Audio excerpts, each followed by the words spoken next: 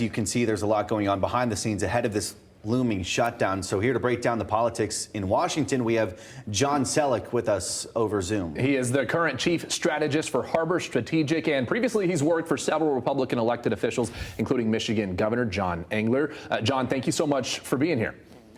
Glad to be here. I'm curious what insight you might be able to provide for us, because all that we see are the sound bites, the House and Senate members coming out and giving their updates. What's going on behind the scenes that we may not be privy to?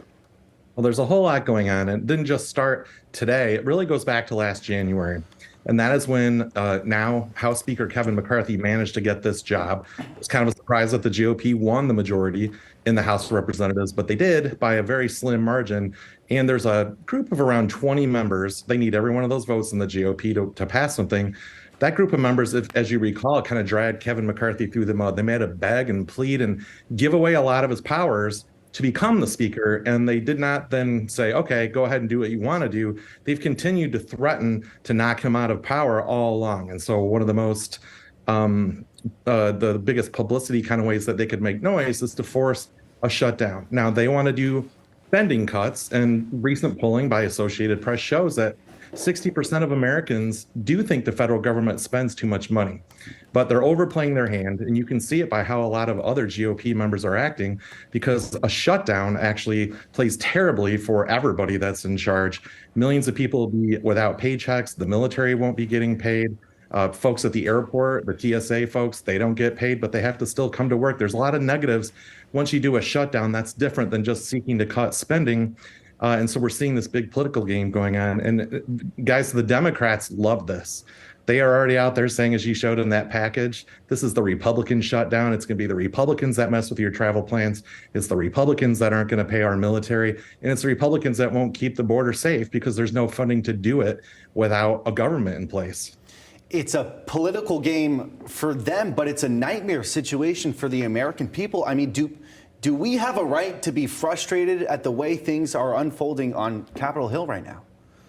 Yeah, absolutely. And unfortunately, the games are coming from both directions. So Kevin McCarthy, he wanted this job bad. There's no normal, sane person in America that wants this job. So maybe we have to give him a tip of the hat just for trying. But he's got a small group of Republicans, like I said, behind him saying, we don't trust you. We don't want you to be there. We want to go harder. We want to cut more, up to 30% of the federal budget, which just isn't doable politically.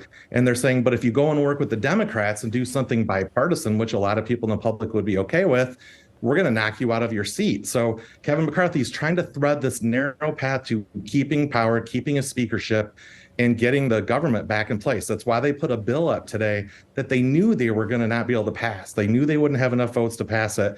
And part of the reason I say the games are coming from both directions is because folks on the Democratic side of the ledger refused to vote for the temporary bill today that could have kept the government open, at least got the conversation going with the Senate. But no Democrat voted to help get those bills passed. John, I got to ask about the timing of the situation, because while the clock is ticking and time is running out to be able to fund the government, at the same time, an impeachment inquiry was just launched into President Joe Biden.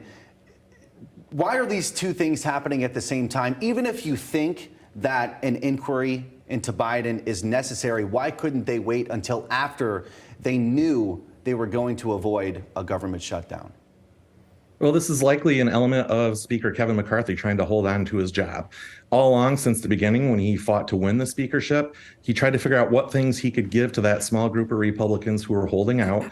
And right now, one of those things was they wanted to start an impeachment proceeding on President Biden, where they're looking for all the evidence. They haven't even presented it yet. And so that's one of the things that Speaker McCarthy tried to do leading into this shutdown, and it didn't satisfy them. And that's because in the end, they just want to knock him from power. That smaller group of Republicans do.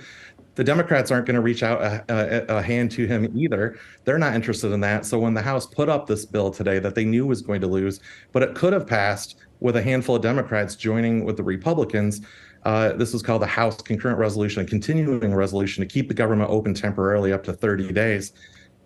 Democrats voted no, and they said this is a Republican shutdown. Well, if they vote no, then it's on their hands as well. They can make complaints about how many cuts would take place under that continuing resolution, but at least what it would have done is help open the line of communication with the Senate and get that going.